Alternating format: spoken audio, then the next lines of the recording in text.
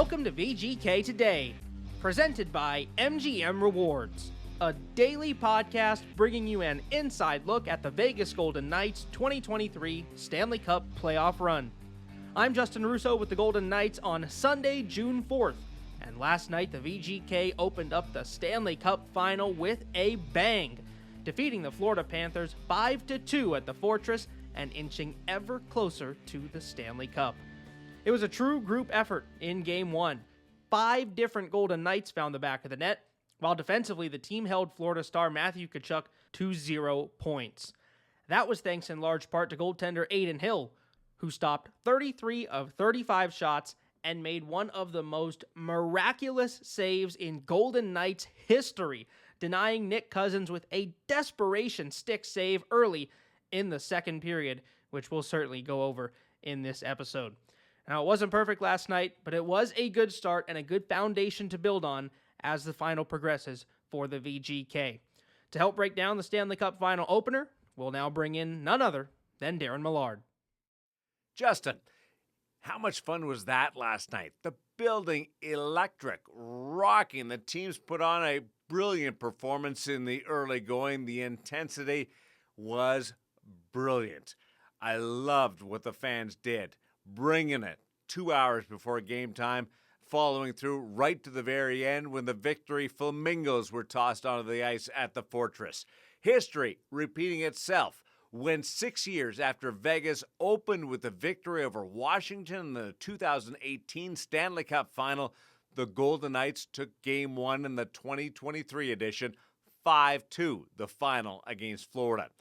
The victory was the 13th for Vegas, matching the franchise best from that journey in year number 1. For the 9th time in this postseason, the Golden Knights erased a deficit on the way to winning, blowing open a close game that featured the two teams even at both intermissions.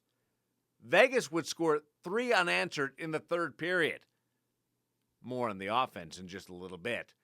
But the game actually turned in the Golden Knights' favor in the VGK end of the ice when Aiden Hill, while making his first Stanley Cup Final appearance, with a desperation save with his goal stick.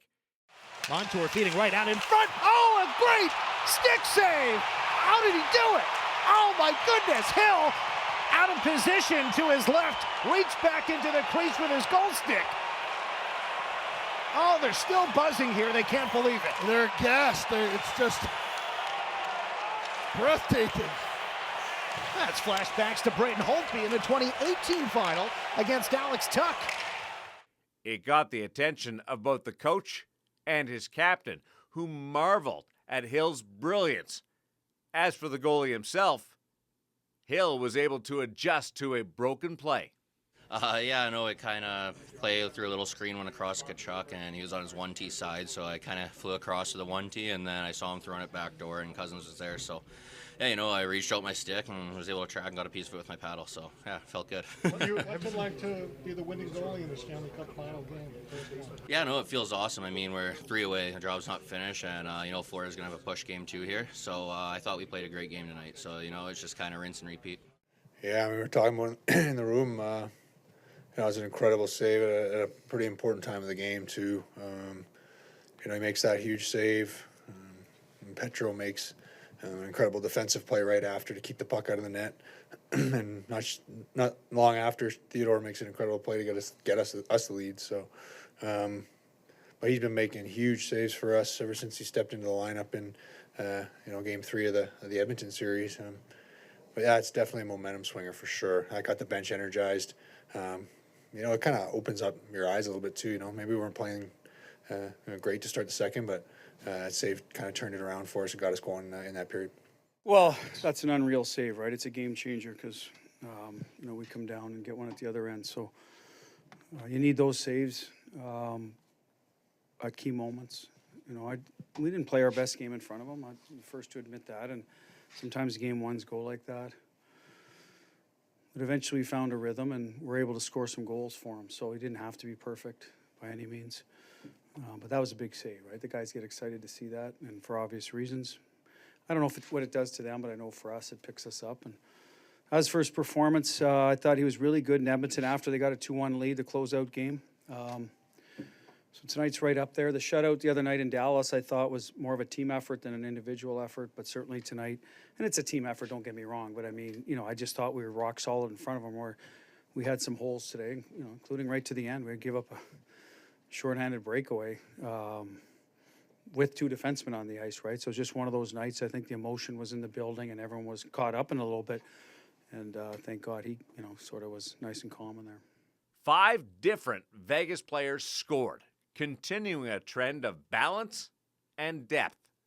Zach Whitecloud, second of the postseason, through a screen by Brett Howden, stood up as the winner. Whitecloud's go-ahead goal followed the first of the playoffs by Shea Theodore in the second period. Theodore gets it again. He shuffles, back skating toward the right point, spins around, keeps the puck alive from Duclair, walks to the middle and scores! A clinic. Shea Theodore gives the Knights a 2-1 lead. 9:06 to go, second period. The puck handling, the skating, the maneuverability, and the finish. First goal of the playoffs for Shea Theodore. The wait was worth it, considering Theodore walked the blue line, pulled a 360 turn to escape a check before beating a screened Sergei Bobrovsky to the glove side. After the game, compliments rained down from the captain, along with Jack Eichel, Jonathan Marchessault, and Coach Cassidy. It was vintage Theodore. Having not scored so far in the playoffs, I was looking for one, and I guess tonight's a pretty good night to get the first one. So being patient on that play because you're at the blue line and there's pressure, just maybe if you could kind of walk us through the way to play. I'm just trying to create some space. Fortunate, we had bodies in front and had a good screen and, just able to beat them. I mean, for sure. I mean, when they announced it as his first goal, I didn't know that because he generates so much offense for us with his legs. He creates and moves the puck so well for us. So, but at the same time, he's one of the best defensemen in the league. So when he doesn't produce or doesn't score, I think he can build on a guy. So I think that's why he's hard on himself, right? Because he expects greatness. And tonight that was a great goal. Yeah, Shea's a huge part of our group, and it was good to see him get rewarded there. But like you said, he's been doing so many other things for us, and the way that he transports the puck up the ice, and he could be a one-man breakout at times. He does he does so much for our team. So give him a ton of credit, and it's good to see him get rewarded there. Obviously, like you said, he's been on a little drought, and I'm sure it feels good to find one, and hopefully it boosts his game in the next few. He's one of our best players, right? You need, like I said earlier, I think it doesn't matter. You need 20 guys every night to win at that time of the year, and tonight was a good team effort, and Shea took over today. He's one of those guys that stepped up tonight, and definitely happy to see him on the board. Well, he needs to do a bit of that. They get into man-to-man, so when you have a little bit of space, that's your time to be creative, whether you go back down the wall or into the middle, and Shea has the ability to move laterally as good as any defenseman I've ever seen. So good for him to find the middle of the ice. It looked like it was pretty good coverage at first, but again, he found his soft spot, and then Howie's at the net, right? He probably doesn't get I don't know who got the assist on the goal, but at the end of the day, he's going to take away Bobrovsky's eyes. We've talked about that a lot. So really good play by him, and you're starting to see his game coming around. Started in the Dallas series. His legs are under him, and he's skating and pushing the pace, and probably had a number of shot attempts as well tonight. So we need him for the secondary offense. It's a big goal. The victory kept Vegas perfect at T-Mobile against the Florida Panthers over the franchise's history. A win last night that carried forward another trend. Vegas scoring a lot of goals against the Panthers. The Golden Knights have now averaged just shy of 5 goals a game against Florida at T-Mobile, finding a way to render Panthers goalie Sergei Bobrovsky human, stopping Florida's 5-game winning streak.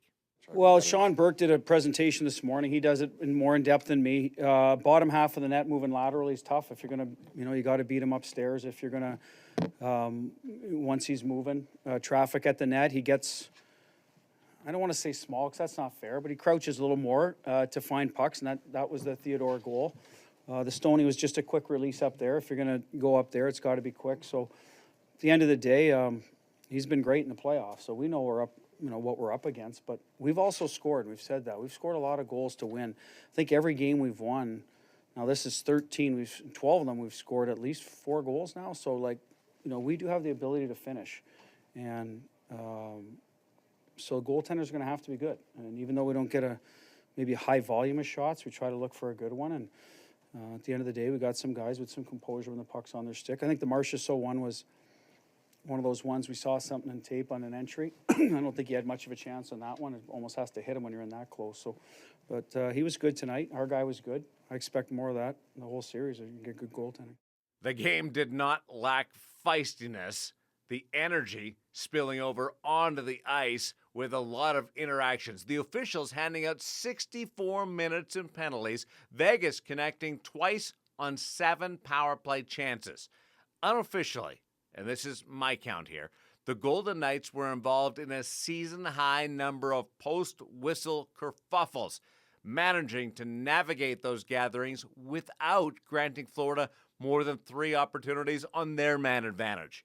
Here's Jack Eichel, Aiden Hill, who got involved himself in the first period, Jonathan Marchessault, and Shea Theodore. The conversation surrounding in-game discipline starts with Bruce Cassidy. Listen, it's that time of year. It's that time of year, and I think as the series goes on, there's opportunity to be physical and sort of get squared away, within the rules of the law, so to speak. And I think tonight was a good example of that from our guys. And but we've been that way all year, EJ. We're not a very highly penalized team. We had one, dust up there in Edmonton that I think both sides got a suspension. But other than that, I think we're pretty good in that area. That's part of their game. They, as a group, they've done a good job of that in the playoffs. Obviously, they wouldn't be here if they haven't. So, you just got to stick up for each other, stick together as a group, and we know it's going to be physical. So that's the biggest thing for me. Yeah, no, our team, we've done it all year. We'll stick up for one another, but it's also the maturity of this group, just being able to kind of, they're laughing a bit. But, it's like when they're going to do that stuff, they're going to try and instigate us. We don't need to react. We just need to stay focused on the game plan. You did mix it up a little bit about 8.5 minutes into the first. Was that kind of your, all right, I'm in the series now moment? Yeah, if guys are going to come into the crease and try and push me around, I'm going to stand my own ground. I'm not going to do anything too crazy or get too wild. But, I got to stand for my own ground. That's how they were in the past few rounds. We knew he was going to come. For our group, we don't play that kind of game. We play between the whistle, we play hard, and if that's going to frustrate them, then that's their problem. I think for us, we want to be disciplined and play the right way and just focusing on that. Yeah, it's exactly what we expected. We knew, that's how they wanted to play, and we're just trying not to play into it. We're going to try and take the power plays when we can and, try and capitalize. Well, Vegas did connect for a pair of power play goals. They also surrendered a short-handed marker when Eric Stahl opened the scoring in the first period on a Vegas power play. The VGK leaned on Aiden Hill to make a breakaway save on another man advantage late in the third period. It wasn't perfect. The Panthers hit multiple posts. However, Matthew Tkachuk, a strong contender for playoff MVP should Florida go on to win, was held without a point and was visibly frustrated in the third period. Former Panthers Riley Smith and Jonathan Marchessault both scored. The VGK depth continuing a story that has spanned the entire postseason with 5 different players hitting the mark. Today's day off is expected to be quiet. An optional skate is scheduled for noon at City National Arena. I would expect a majority of the participants in last night's opener to take that option. And Justin, let me leave you with this nugget. In breaking the 4-goal barrier again, the Golden Knights improved to an NHL best 33-0 since the start of the decade when putting up 4 or more in the playoffs. If you are tracking Conn Smythe favorites on the VGK side, Game 1 of the Stanley Cup Final did nothing to separate the frontrunners. Jonathan Marchessault has now scored in 5 of his last 6 games. Jack Eichel notched a couple of points, while Chandler Stevenson and Mark Stone also hit the score sheet. Tomorrow, Vegas aims for a sweep at home to start the final. The franchise is also a victory away from setting a new mark for postseason wins. The next will put the team 2 W's from a championship, set up by opening a third straight series on a positive note. Justin? Golden Knights with a big opportunity in Game 2, indeed, Daren, to grab a critical 2-0 series lead on home ice. It has to be hard as a player not to let your mind wander and think of what could be at the end of this series. But in listening to the Golden Knights, it sounds like they have the proper mentality of taking things one game at a time. And as Aiden Hill said, it's now time to rinse and repeat. The VGK will get that chance to repeat their effort from Game 1 tomorrow with Game 2 from the Fortress at 5 p.m. If you want to be there, keep your eye out for holds released on tickets to the game, as even as late as a couple of hours before game time, there may be some extra tickets made available to the public. So go to VegasGoldenKnights.com and be on the lookout for those tickets leading up to Game 2. And if you don't have a ticket to the game, well, you can still come down to Toshiba Plaza to enjoy the pregame festivities, and you'll still be able to watch the game on the big screen outside of T-Mobile Arena. We've also got some fun watch parties planned at Stadium Swim, downtown Summerlin, and the Las Vegas Ballpark for when the team travels to Florida for Games 3 and 4. Details are available at VegasGoldenKnights.com, and we'll, of course, share them with you here on VGK Today as the time approaches. Thanks to Daren for joining us today, and if you enjoyed the episode and you want to keep up with the VGK throughout the Stanley Cup Final, be sure to subscribe wherever you get your podcast, because we'll be with the VGK until the very end. Tomorrow we'll get set for Game 2 as the Golden Knights look to keep the pressure on the Florida Panthers in this final round. Justin Russo signing off for episode 49 of VGK Today, presented by MGM Rewards.